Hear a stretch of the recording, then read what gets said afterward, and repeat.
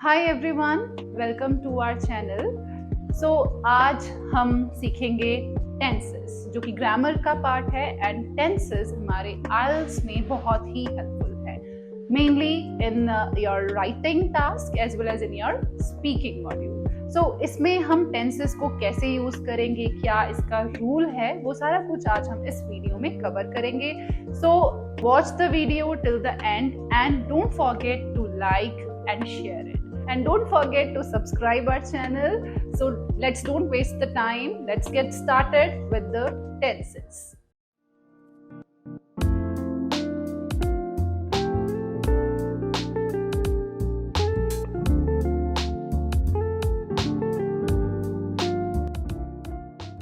So आज हम सीखेंगे टेंसेस। टेंसेस हम आइल्स में अपनी राइटिंग में और स्पीकिंग में दोनों में यूज करते हैं। समटाइम्स व्हाट हैपन कि हम लोग टेंसेस तो सीख लेते हैं, हम उसके रूल्स भी सीख लेते हैं, बट उसे सही तरह से हम इम्प्लीमेंट नहीं कर पाते हैं। सिर्फ रूल्स सीखने से ही हमारे टेंसेस क्लियर नहीं होंगे। We have to learn how to use it in our IELTS speaking as well as in writing, क्योंकि राइटिंग में हमें तीनों टाइप के सेंटेंसेस लिखने होते हैं, present, past and future. And also in the speaking we have to use the tenses. So सबसे पहले देखते हैं कि टेंसेस हमें क्या बताते हैं। टेंसेस से हमें टाइम का और कितना काम हो चुका है उसका पता चलता है। एंड कितने तरह का टाइम होता है? पास्ट, जो कि बीत चुका है, प्रेजेंट, जो चल रहा है, एंड फ्यूचर, जो आने वाला है। सो तीन तरह से हमें टाइम का पता चलता है, और टाइम के साथ साथ कितना काम हुआ है उसके बारे में हम टेंसेस के थ्रू जानते हैं। सो इन तीन टेंसेस को हम अलग अलग तरीके से पढ़ते हैं। इनके अलग अलग पार्ट्स होते हैं। कौन से पार्ट्स होते हैं? सबसे पहले सिंपल।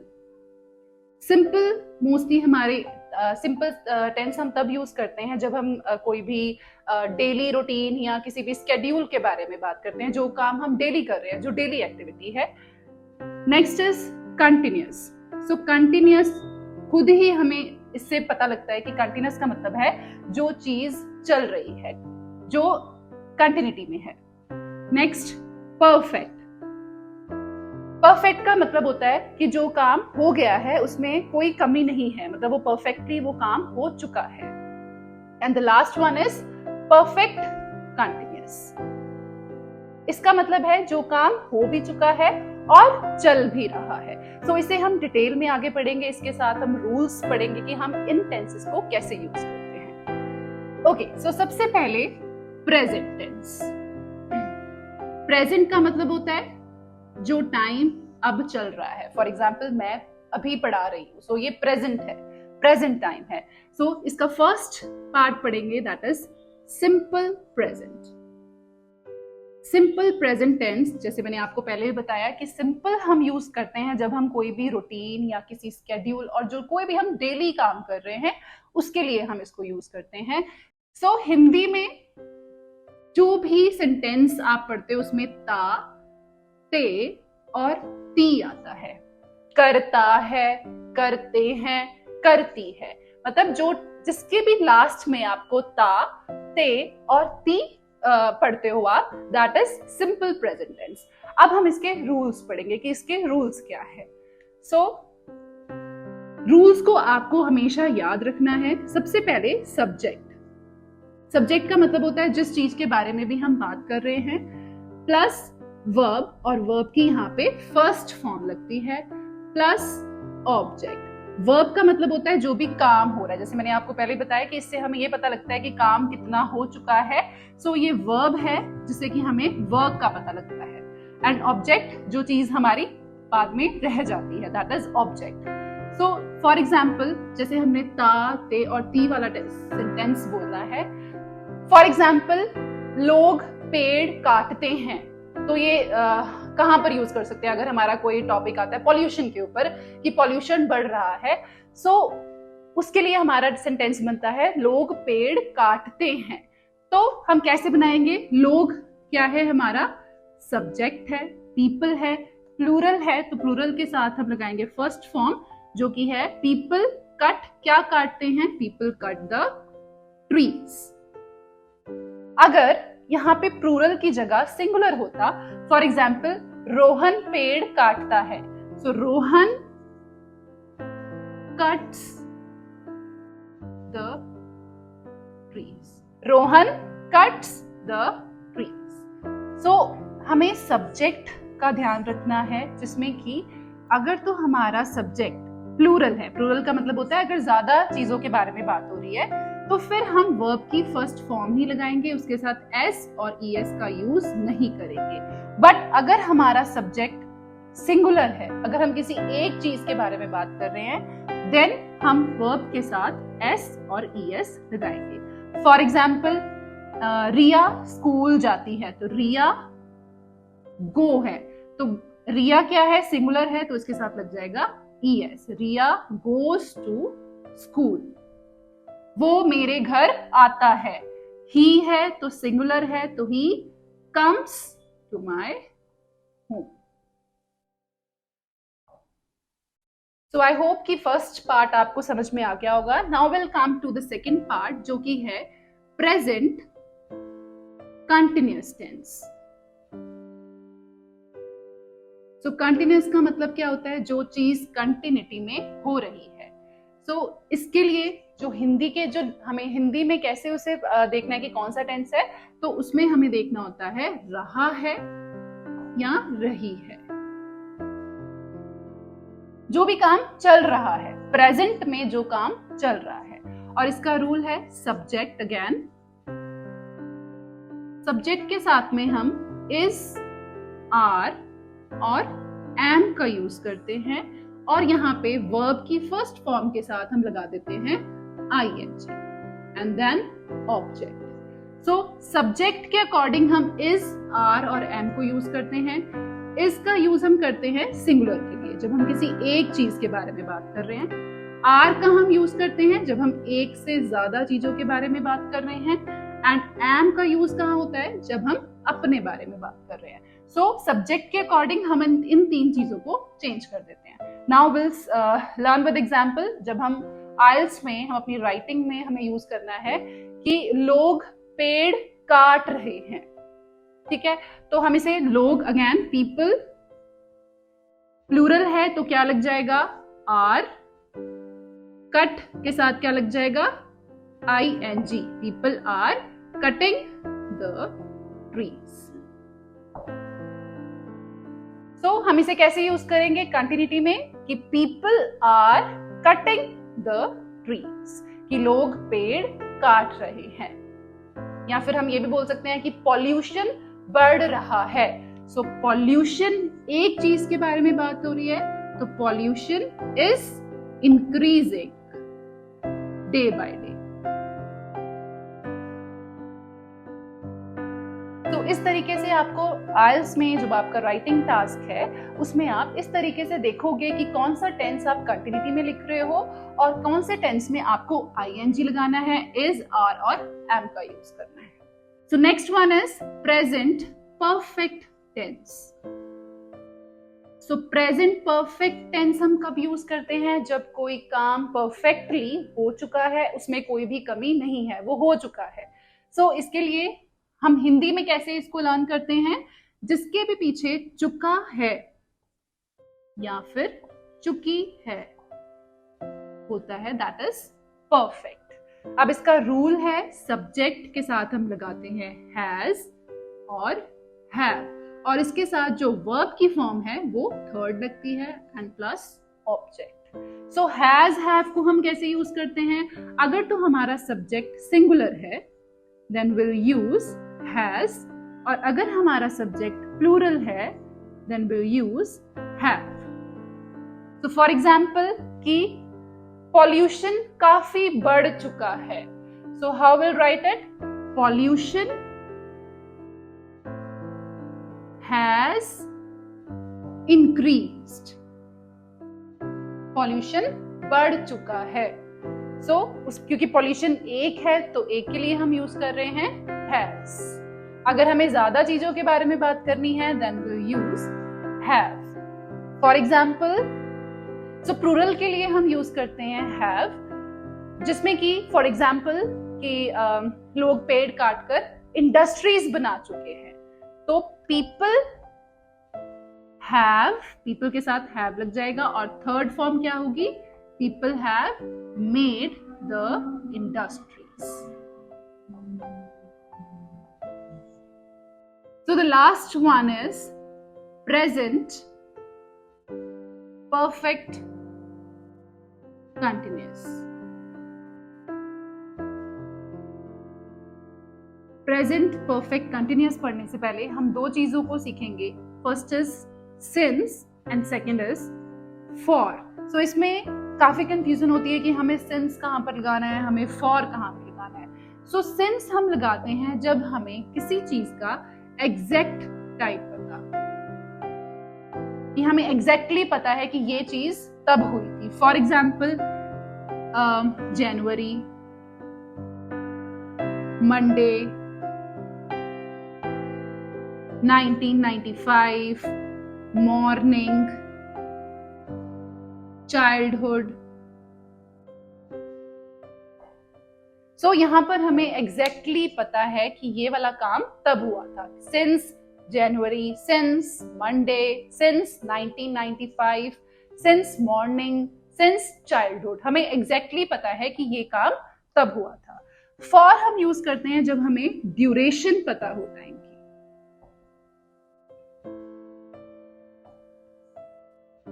फॉर एग्जाम्पल 2 months,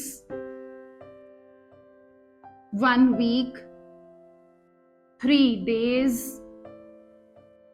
तो यहां पर हमें क्या पता है, हमें एग्जैक्ट नहीं पता है, लेकिन हमें ड्यूरेशन पता है कि 2 महीने से, 1 वीक से, 3 दिनों से. तो यहां पर हमें ड्यूरेशन पता है, तो वहां पर हम क्या लगाते हैं, for. Okay, so now the rule for present perfect continuous is, सबसे पहले हमारा आएगा सब्जेक्ट, अगेन हैज और हैव, लेकिन यहां पर हम लगा देंगे इसके साथ में बीन, और बीन जब लगाएंगे तब वर्ब के साथ आईएनजी प्लस ऑब्जेक्ट. यहां पे सिर्फ हमें क्या देखना है कि हमने हैज, हैव के साथ क्या लगाया है, बीन, और बीन के साथ में आईएनजी, क्योंकि यहाँ पर कंटिन्यूअस भी है और परफेक्ट भी है. सो फॉर एग्जाम्पल कि पॉल्यूशन काफी सालों से बढ़ रहा है. पॉल्यूशन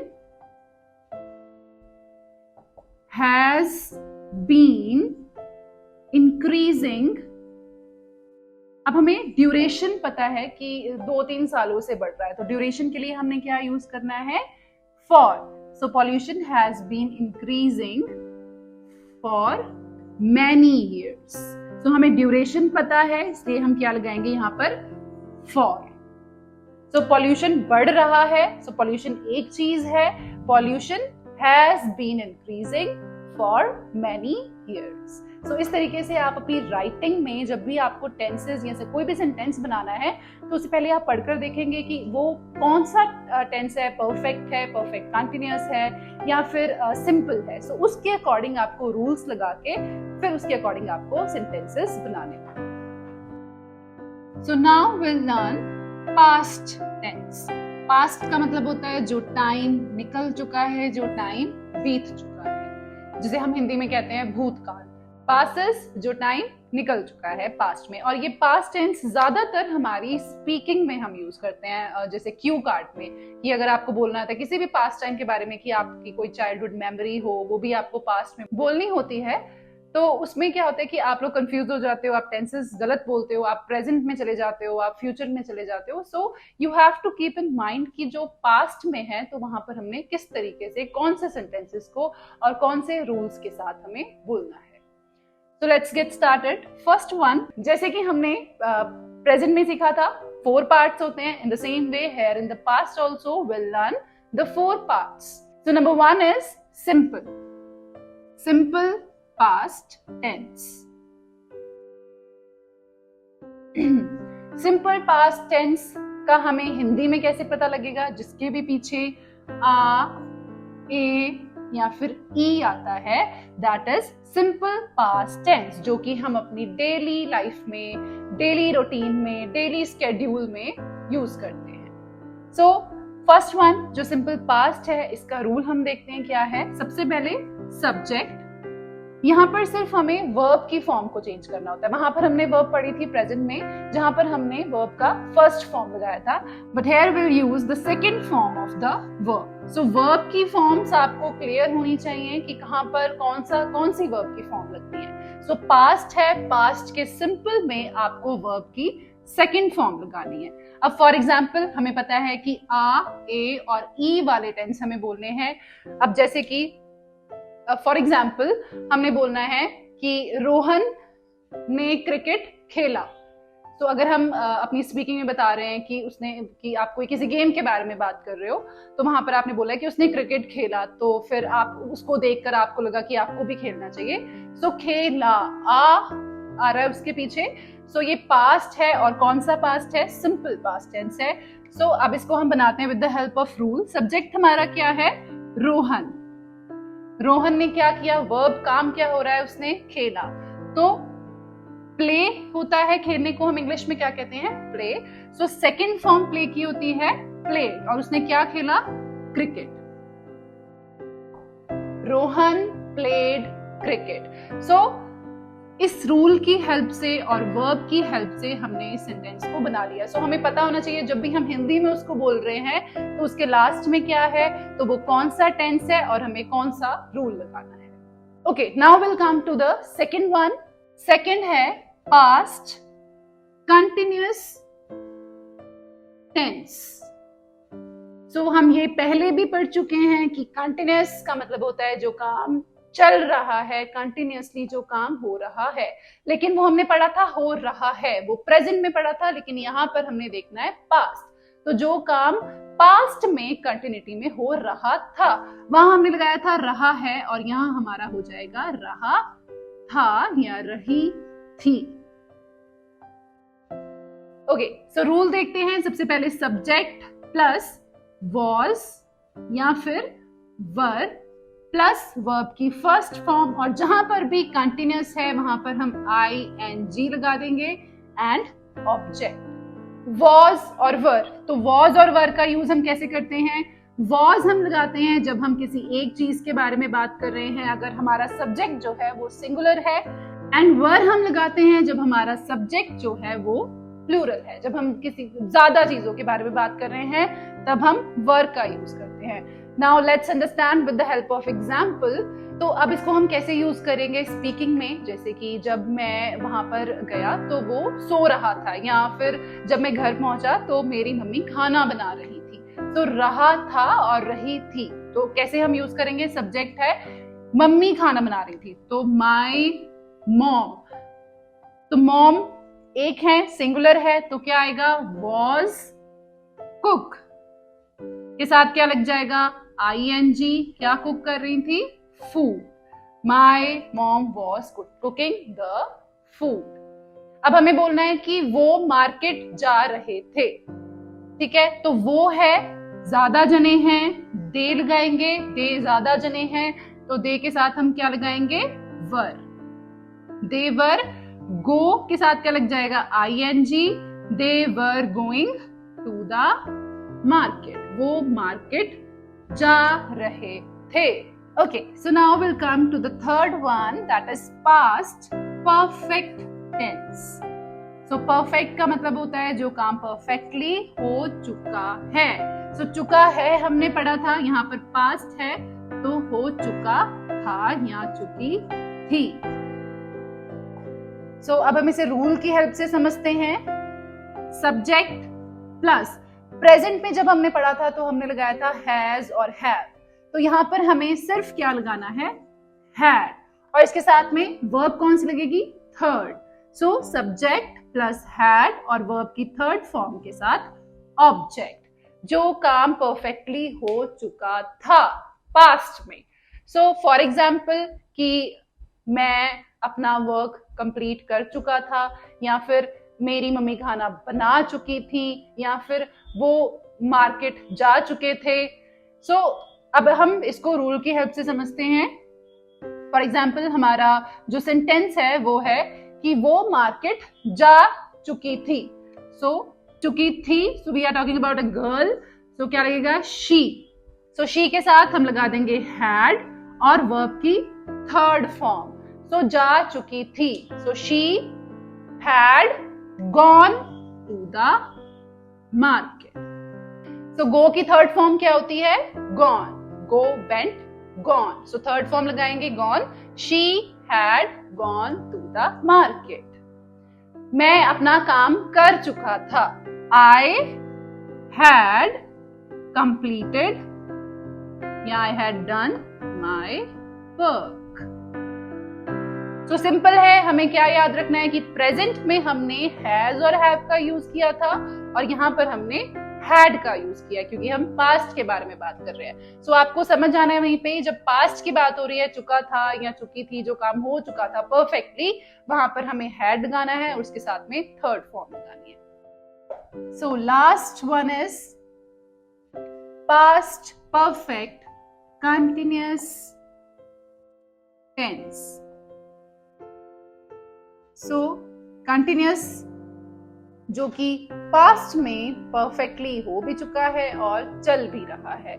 So इसका रूल है subject plus had के साथ में हम लगा देंगे been और verb की फर्स्ट फॉर्म के साथ ing and object. ओके, इस सेंटेंस का हमें कैसे पता चलेगा? जब कोई हिंदी में हम सेंटेंस बोल रहे हैं और उसमें हम बोल रहे हैं कोई काम हो रहा था और उसके साथ में टाइम भी, जैसे मैंने आपको पहले बताया था सिंस और फॉर का हम यूज करते हैं, तो यहाँ पर टाइम का पता होता है कि परफेक्टली वो काम हो चुका था। तो जो काम परफेक्टली हो रहा था with time. So for example कि जैसे रोहन सुबह से ऑफिस में काम कर रहा था, या फिर आप बोल सकते हो कि मैं 3 महीने से वहां पर कोचिंग ले रहा था या मैं वहां पढ़ रहा था। तो वो काम आप कर रहे थे, कंटिन्यूटी में था और साथ में टाइम था। सो सब्जेक्ट हमारा, अगर हम बोलेंगे कि रोहन सुबह से ऑफिस में काम कर रहा था, so Rohan had been working in the office। कब से काम कर रहा था? सुबह से। सो हमें एग्जैक्ट टाइम पता है, so will write since morning. So now the last one, जो हमारा लास्ट टेंस है, दैट इज फ्यूचर। फ्यूचर मतलब जब हम आने वाले टाइम की बात करते हैं, फ्यूचर की बात करते हैं, जो अभी टाइम आने वाला है। तो फ्यूचर टेंस का फर्स्ट है सिंपल फ्यूचर टेंस,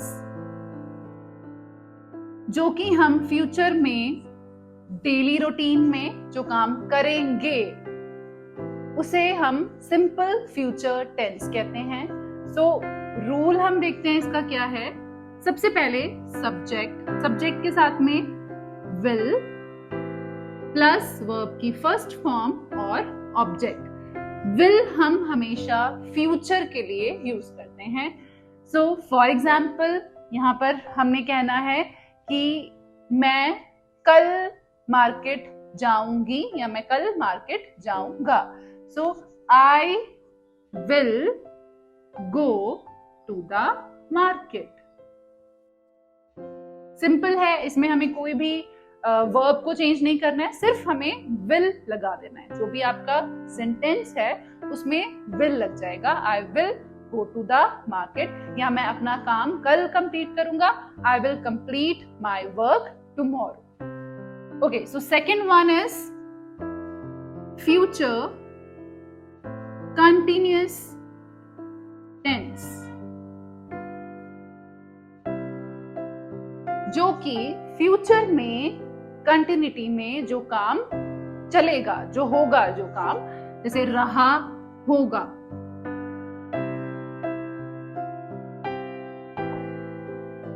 तो रूल इसका देखते हैं। सब्जेक्ट के साथ विल और इसके साथ हम लगा देंगे बी।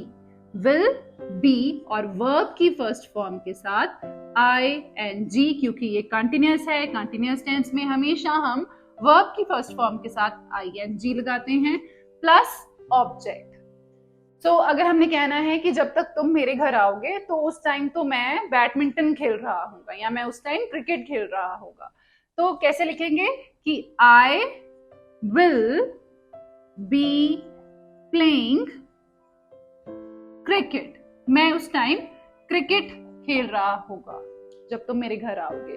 तो जो अभी फ्यूचर में कंटिन्यूटी में होगा कि जब तुम आओगे तो मैं ऐसा कर रही होंगी या मैं ऐसा कर रहा होगा।